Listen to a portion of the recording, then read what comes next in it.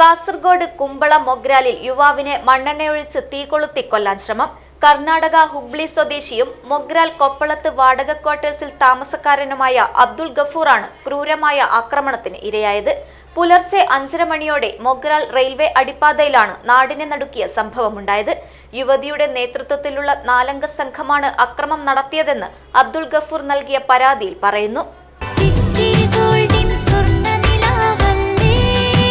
City Gold and Diamonds, Kerala and Karnataka, the glow of purity.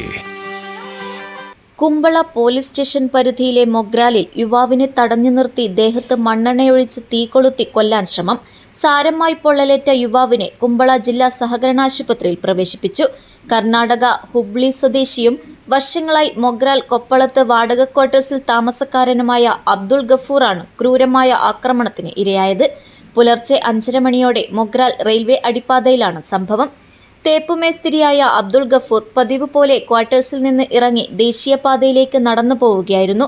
Railway അടിപ്പാതയ്ക്ക് അടിയിൽ എത്തിയപ്പോൾ സമീപത്തെ കുറ്റിക്കാട്ടിൽ പതിയിരുന്ന 4-അംഗ സംഘം ചാടി വീണ് തടഞ്ഞു നിർത്തുകയും ഇതിനിടെ ഒരാൾ അബ്ദുൾ ഗഫൂറിന്റെ ദേഹത്ത് മണ്ണെണ്ണ ഒഴിക്കുകയും മറ്റൊരാൾ തീ കൊളുത്തുകയുമായിരുന്നുവെന്നാണ് പറയുന്നത്.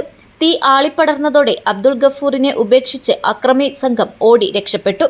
യുവാവിന്റെ നിലവിളി കേട്ടെത്തിയ പരിസരവാസികൾ തീ അണച്ച ശേഷം ജില്ലാ സഹകരണ ആശുപത്രിയിൽ എത്തിച്ചു.